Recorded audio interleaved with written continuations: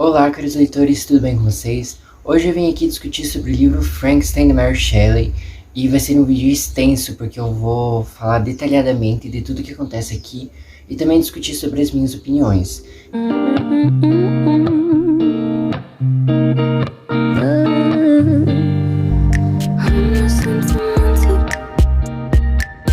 Então eu acho que vai compensar aí as 2 semanas que a gente ficou sem vídeo. Por decorrência de que eu li alguns livros essa semana, eu li 2 livros, né? Como o combinado, né? Que eu li o livro e fazia resenha. Só que não foram livros que me atraíram, que realmente me despertaram o interesse por fazer a resenha, então eu deixei quieto e postei só o resumo no Instagram mesmo. E aqui no YouTube eu deixei suspenso, mas agora eu tô lendo Frankenstein e eu acho que é um clássico que merece ser discutido, debatido e enfim, gente, vamos pro vídeo, senão vai ficar muito longo. O livro vai começar com um jovem chamado Victor Frankenstein, que ele resolve viajar com o apoio do pai para o exterior para estudar filosofia natural. Porém, o imprevisto acaba atrapalhando esta meta que ele tem e a irmã dele adoece e aí ele suspende as viagens por algum tempo. Nisso, a mãe dele começa a ajudar, enfim, a irmã nesse processo de recuperação, cuidar dela. A irmã dele se recupera e a mãe vem a óbito. Ele tá muito enlutado ainda, o cenário ali da casa está muito deprimente com a perda da mãe, então ele fica ali para consolar seus irmãos. E nisso a gente vê também que a Elizabeth, ela é mostrada como a irmã dele, mas na verdade ela é prima e irmã de consideração, pelo que eu consegui entender. Com isso ele vai viajar, enfim, para o exterior, depois de todo esse episódio dramático da vida dele, e nisso ele vai passar alguns anos estudando filosofia natural. Ele era obcecado por alguns grandes autores de filosofia, só que esses autores eram muito ultrapassados, e ele não teve acesso a alguém que viesse e dissesse para ele, esses autores que você está estudando são ultrapassados. Obviamente todo mundo vai rir dele, porque ele, os autores, as bases de quem ele é fissurado, quase um discípulo ali, na verdade são muito ultrapassadas, muito antigas. E um professor que é muito querido, ele vai falar assim, então pegue esse seu conhecimento e una ao novo, ao que você vai aprender. Então ao invés de você simplesmente descartar todos esses anos de estudo fora, faça um trabalho para mim e escreva as diferenças entre os autores antigos que fizeram bases para pensamentos mais atuais dentro da filosofia. E assim ele faz, enfim, ele se fascina pela filosofia natural e aos novos filósofos, ele cria novas obsessões e entre elas ele tem a ideia de trazer corpos inanimados à vida, ou seja, ele começa a trabalhar, ele se tranca num quarto, tipo uma masmorra, assim, não sei explicar. Ele se tranca lá e começa a trabalhar dia e noite, incansavelmente, se isola de todo mundo, põe assim a saúde mental dele em delírio, realmente a gente vê assim que ele enlouqueceu lá dentro daquela torre, e ele começa a trabalhar dia e noite para dar vida a um morto. Pelo que dá para entender, porque a autora não fala nada muito explicitamente, é tudo meio metafórico, tanto que a época que esse livro foi escrito, eu acho que ela nem podia falar explicitamente sobre esses temas, né? Então, metaforicamente falando, ele começou a juntar partes de animais, partes de humanos e cadáveres no geral, dissecá-los e criar aí essa fera. Então essa criatura vem à vida e ele se assusta. E com esse susto que ele toma, ele vem a coma. E aí depois de um tempo o amigo dele vai lá estudar sobre línguas ocidentais e aí ele acaba ajudando no processo de recuperação do Victor. Só que ele resolve não contar pro amigo o motivo desse susto, desse medo que ele tomou, por ver, né, a criatura ali de 2 metros se levantando uma maca e, enfim, uma coisa que ele foi tão fissurado e não mediu esforços para trazer essa criatura à vida, acabou que foi uma grande perda de tempo. Então ele se arrependeu amargamente de ter tentado trazer essa criatura à vida. E com toda essa cólera que ele sente, então ele começa a se sentir muito culpado, etc, por ter criado aquela criatura. E a gente vê ele juntando, assemelhando a essa criatura adjetivos horríveis. Então ele fala que é um monstro, que é o diabo, que é o demônio, perseguindo ele e perseguindo os sonhos dele. Então a gente vê que ele tem muito ódio dessa criatura que ele criou. Depois de um tempo ele recebe uma carta do pai alertando que o irmão caçula dele foi assassinado e que todo esse luto e todo esse drama que a família dele vem enfrentando finalmente chega ao seu ápice e ele precisa imediatamente voltar para casa. Nisso ele já estudou filosofia natural, já está familiarizado com tudo e a viagem dele nem tinha muito sentido para ele se estender. Então ele volta para casa, deixa o amigo lá estudando as línguas orientais e ele vem para auxiliar ali a família que está muito desolada. E aí o que acontece? Uma empregada, pelo que eu entendi é uma criada lá da família, ela é acusada de ter matado essa criança, porque ela é encontrada com um quadro com o qual a criança roubou. Então tem toda uma treta lá e ela é levada a julgamento. Quando o Victor ele está se aproximando da casa dele, quando ele está ali nessa viagem de retornar de lá para casa dele, ele encontra a criatura. Então o Frankenstein, né, esse monstro, ele surge na estrada e aí ele tem a convicção de que foi aquela criatura que assassinou a criança. Mas ele não poderia de forma alguma contar para as pessoas isso, porque na época ele não poderia simplesmente virar, falar que costurou uma mão de cadáver e trouxe à vida um monstro, porque achariam que ele estaria delirando. É realmente uma história muito ficcional, muito delirante, então é algo bem difícil de se acreditar. Nisso ele tem a convicção de que foi a criatura que assassinou o irmão caçula dele e que incriminou a criada, entregando a ela o quadro que pertenceu à criança. Então é algo assim. Ele fica muito deprimido porque, de certa forma, ele se sente responsável pela morte do irmãozinho dele, já que ele foi o criador da fera. E aí a gente vê que ele tá indo muito para as montanhas, observando, ele tá num momento muito reflexivo. Inclusive essa parte do livro ela se estende bastante, então ele vai tá ali observando e falando quando ele tá se sentindo triste, deprimido por aquilo e o quão ele tem que conter. E também todo mundo nota também que ele tá muito deprimido, muito para baixo, ele tá se culpando por aquilo. E aí, num desses passeios, a criatura finalmente se manifesta e vem contar para ele, pede assim: ó, então agora eu tenho uma proposta para você, eu vou contar toda a minha história e você vai decidir o que fazer comigo. Se você quer me assassinar, você me assassina. Se você quiser me dar a sua misericórdia, você me fornece o seu perdão. Então a criatura conta que ela saiu e vagou pelos bosques e conheceu fogo, e aí aos poucos foi se familiarizando com a natureza. Depois encontrou refúgio num celeiro e observou uma família por muito tempo, e com isso foi aprendendo também com ela os costumes dos humanos, se alfabetizando. Numa experiência anterior, a criatura tinha se manifestado para uma vila e o Frankenstein foi atacado, então ele começou a receber pedras e foi realmente apedrejado e saiu dali com vários adjetivos ruins e com vários gritos, e enfim, ele fugiu. E ele realmente teve uma experiência muito traumática, ele não quer se relacionar com humanos. Porém, ele encontra essa família bondosa e ele tem muito medo de se manifestar para essa família.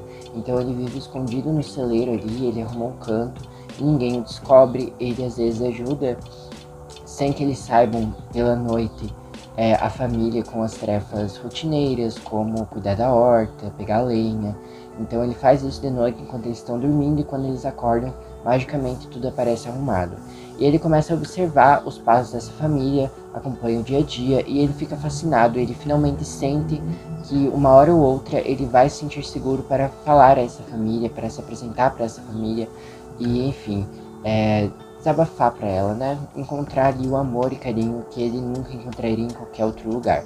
Inclusive ele avista o seu reflexo em poças de água e vê que ele é uma criatura horrenda e sente que ele nunca vai ser merecedor de amor. Então nisso ele repete muitas vezes que ele se sente como uma criatura bestial, uma criatura repulsiva, e é muito triste você acompanhar isso, sabe? Ele se autodepreciando dessa forma, mas de certa forma você entende a perspectiva dele, porque ele é realmente muito desprezado pela sociedade. Acaba que tem todo um negócio que uma árabe vai ser prometida ao irmão dessa família, e aí como ela não tem ela não tem conhecimento da língua, ela também vai ser introduzida à língua. Então ele aproveita e assiste enquanto eles estão introduzindo ela aos costumes franceses e mostrando para ela a língua.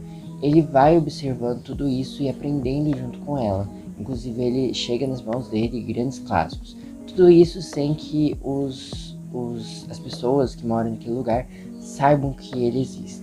Até que um dia o pai deles é cego, então ele não veria a horrenda criatura, e como ele está alfabetizado, todo mundo já saiu de casa, e tá só o senhor ali que é cego, ele vai conversar com esse senhor e tentar convencê-lo para ele proteger ele, para ele realmente não deixar que seus filhos o matem, e que ele é um homem muito bondoso, que ele quer assim a misericórdia deles. Então ele vai tentar convencer o senhor, só que a família deles vai chegar e também vai expulsar o monstro a pedrejadas.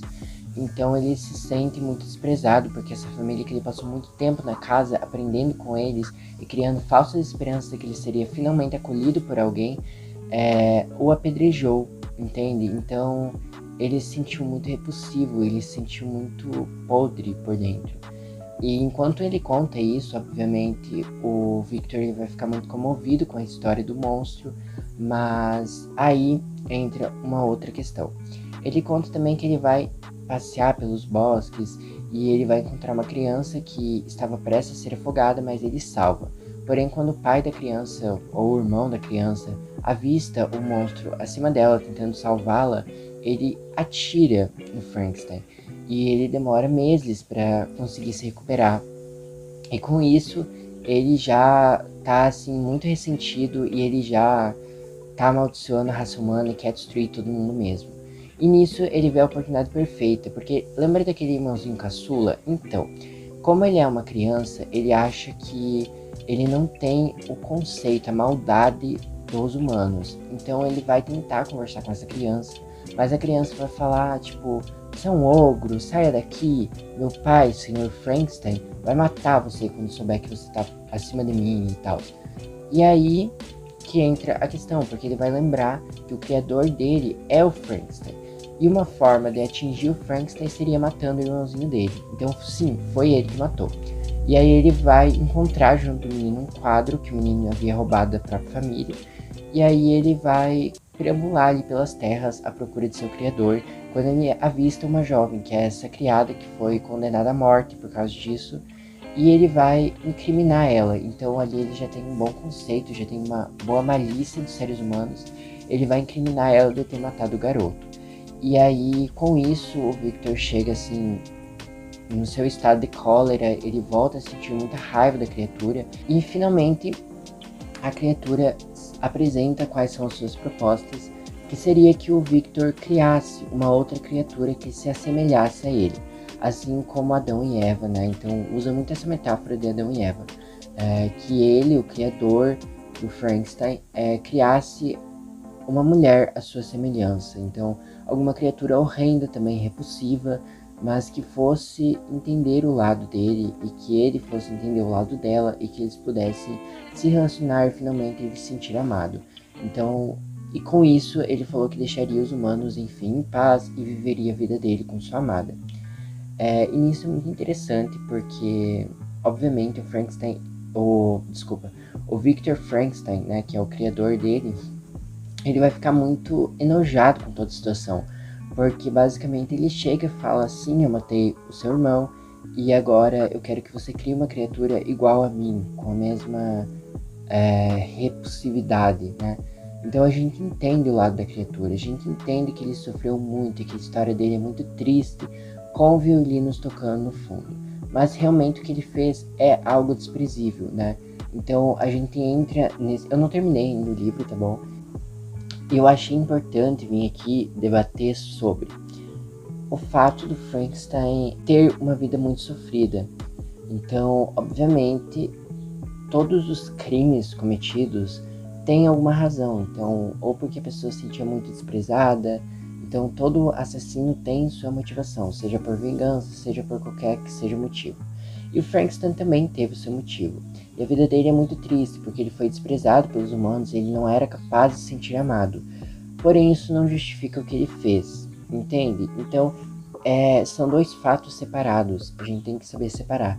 Ele teve uma vida sofrida, ele foi desprezado, mas em contrapartida, ele também fez alguém sofrer, ele também desprezou alguém.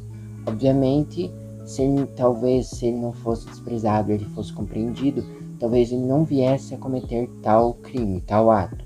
Mas ele vem, e é isso, entende? Não tem muito como você o defender, apesar de realmente sentir muita pena dele, né?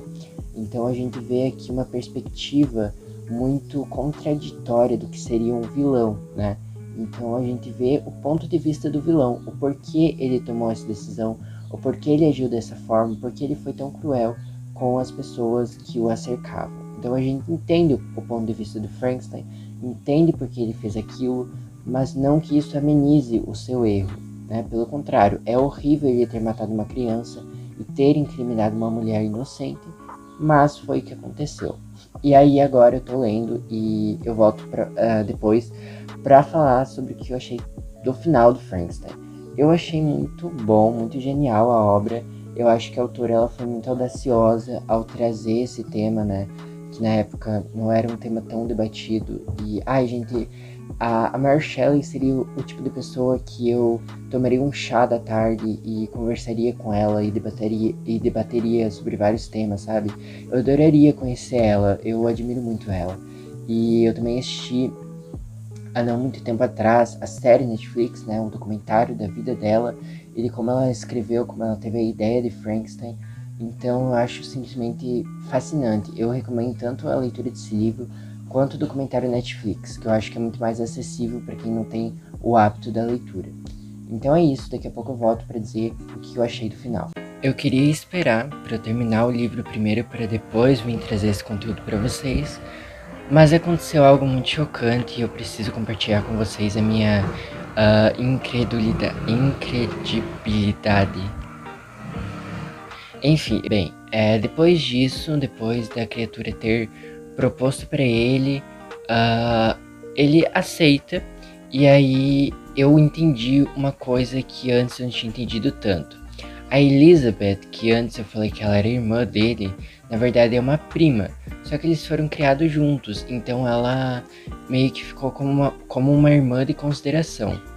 Porém, eles têm ali meio que um casamento arranjado. Então isso não foi um elemento que a autora tinha posto explicitamente, foi algo implícito ali nas entrelinhas e pegava quem tava ligado na história. E com tanta coisa acontecendo eu acabei nem me tocando, mas eles são primos que vão se casar e que, como eles se conhecem desde pequenos, foram criados juntos, eles se consideram irmãos. Então é realmente um pouco confuso, porque uma hora eles estão chamando de irmãos, outra hora estão falando que eles são primos, outra hora eles vão se casar, e daí você fica tipo, o que tá acontecendo? O pai do Victor nota que ele tá estranho, ele tá distante e resolve conversar com ele, caso ele tenha se apaixonado por alguma outra jovem e não queira mais se casar com a prima dele. Então ele puxa ele para conversar e conversa ele, filho, tem alguma coisa te incomodando? Fale pro pai. E aí ele fala que não, ele só precisaria mesmo de um tempo para refletir, para sair, que seria essa viagem que ele faria para dar vida à segunda criatura. Ele viaja junto com Clerval, que é aquele amigo dele que estava estudando as línguas orientais, e eles vão para as montanhas. E aí ele enrola um pouco o amigo dele segue para outro caminho, e ele se isola numa ilha e começa o seu trabalho. Só que daí ele reflete melhor sobre as consequências que aquilo podia trazer. Com o macho e a fêmea, eles podiam procriar, e aí infestar o mundo ali com aquela criatura horrenda, né? Então, esse temor, que foi um temor que eu fiquei imaginando, assim, quando eu li eu pensei, gente, não faça isso. E ele finalmente reflete sobre isso e ele desiste.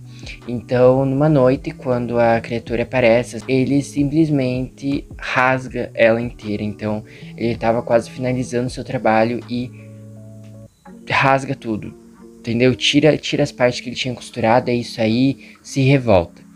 E aí o que acontece? O Frankenstein ele fica indignado e ele fala que ele havia descumprido uma promessa que eles haviam feito um para o outro e que ele sofreria fortes consequências. O Clerval ele vai viajar para muito longe, ele vai ficar um bom tempo ausente e ele pede para o amigo para que ele o acompanhe. Então ele manda uma carta e fala: volte imediatamente para que a gente consiga viajar junto e passe o máximo de tempo possível, porque eu não sei quando eu vou voltar. E aí ele embarca no barco, sai dessa ilha, só que os ventos estão muito fortes e ele é guiado para uma cidadezinha remota. Nessa cidadezinha já ele é recepcionado com olhares bem furiosos dos moradores. Ele vai descobrir ali que alguém foi assassinado na costa e alguns pescadores observaram na noite anterior que um homem com um barco bem parecido com o dele havia saído. Então ele fica como suspeito desse assassinato, mas isso não dura muito também, porque alguns pescadores alegam que ele parece muito perdido e que o vento do norte estava realmente muito forte e ele poderia ter sido guiado para aquela direção sem que ele tivesse ido para aquela cidadezinha propositalmente, né? E realmente ele estava muito perdido, ele não sabia onde que ele estava e tal, porque ele foi levado pelo vento para esse lugar. O grande problema é que o xerife lá do lugar, né, enfim, a pessoa encarregada desse caso resolve mostrar para ele o corpo para só conferir qual que vai ser a reação dele ao enxergar o corpo da vítima. E aí ele já fica um pouco suspeito, porque eles falam que a vítima foi encontrada com marca de 2 dedos no pescoço, que foi a mesma marca que foi encontrada no irmãozinho caçula dele. E aí a gente já sabe que foi o Frankenstein que aprontou, que ele matou alguém. Só que o grande problema é que este corpo, quando ele vai reconhecer e ver quem que morreu, é do amigo dele, Clerval. Eu fiquei muito atônito depois de ler isso. Eu tô assim... Eu precisava vir contar isso e comentar isso com vocês, porque eu fiquei assim... Gente... Ai, é tanta coisa acontecendo ao mesmo tempo e minha cabeça tá dando um nó. E daqui a pouco eu volto pra falar qual que vai ser o final. Após ver o cadáver de seu amigo, ele desmaia e fica 2 meses acordado. E aí, ai, gente... Senhor, todo mundo desmaia nessa história, fica meses acordado, mas enfim. Então ele acorda, o pai dele foi visitar ele. E, enfim, ele não foi preso por isso. Eles pouparam ele da pena.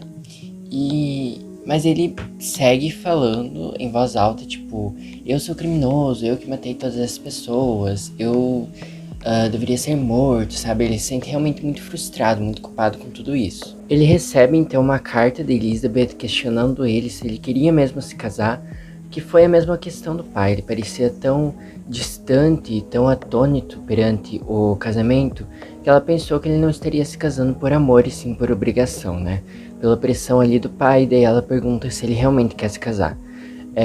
Ele fica muito assustado. Obviamente ele quer se casar, ele ama ela, mas ele quer adiantar isso o mais rápido possível e tentar proteger ela da criatura, porque ele teme que o Frankenstein vá tentar matar ela.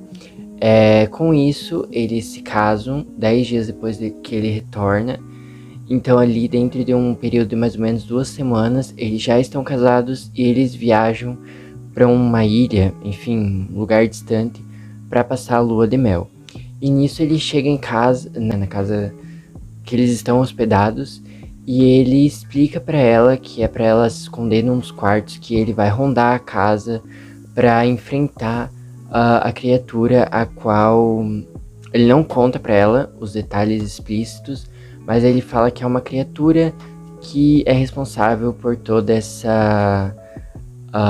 esses torturantes sentimentos que estão expostos, né? Que a gente percebe que ele está muito atormentado. Então ela sobe pro quarto, ele fica rondando ali a casa, porém ele escuta um grito. Então a Elizabeth, ela é morta pela criatura. Ele fica muito atormentado com tudo isso, ele desmaia, mas não por tanto tempo quanto antes. E, enfim, ele volta para casa. Então, ao dar a notícia pro pai dele, o pai dele acaba falecendo por todo o choque, né? Eu acho que tudo acontece muito rápido nesse livro. e todos os personagens eles ficam muito aflitos com toda a situação. Com isso, ele não vê mais motivo para permanecer em sua terra natal e ele vai vagar por aí em busca desse monstro, em busca de vingança, e vai tentar matar o Frankenstein.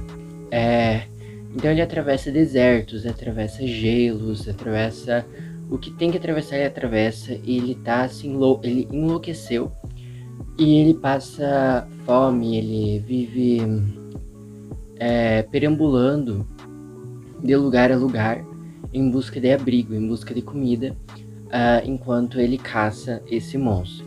Então, esse é o destino dele. E aí a gente tem a continuação das cartas que lá no começo do livro foram apresentadas a gente. Então aqui, quase como um prólogo, antes do primeiro capítulo, a gente tem cartas do R. Walton. Então a gente tem esse formatinho aqui, ó, de cartas. E depois de muitas cartas que ele troca com a Margaret, a gente começa a acompanhar a história. Que ele fala que tem um hóspede dele que é enlouquecido e logo a gente descobre que é esse hóspede, né? O Victor, que enlouqueceu e realmente ele passa se hospedando e procurando o Frankenstein. Então aqui no final do livro a gente descobre que o livro inteiro, a narração em primeira pessoa, era do Victor falando pro Walton, né? Welton, não sei, contando para ele sobre a história do Frankenstein, sobre como ele tá perdido ali, né?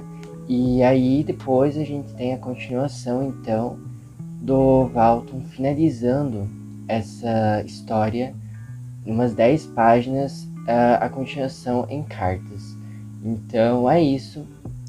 Eu gostei bastante desse livro, é um clássico da literatura e eu gostei muito, eu achei genial todos os elementos colocados aqui. Se tornou um livro que foi um favorito meu e eu não esperava que fosse tão bom, sabe? Eu acho que a autora soube trabalhar muito bem os elementos que ela colocou dentro da trama e a história, ela cria um suspense muito bom, ela cria um terror, né? Porque é um livro de terror. Ela cria um terror muito bom e é realmente muito impactante, né? Eu imagino que você, por escutar aí todos esses fatos que eu estou narrando durante o vídeo, tenha ficado um pouco aflito, um pouco atordoado, de certa forma. E eu não vejo como as adaptações cinematográficas que a gente tem hoje em dia dessa obra tão famosa puderam, no mínimo, imitar um pouco da grandeza desse livro. Eu acho realmente que esse livro, assim, não pode ser adaptável, é uma leitura indispensável que você lê e você fica fissurado naquilo até você terminar. Então foi esse o vídeo de hoje, espero que vocês tenham gostado e até o próximo vídeo.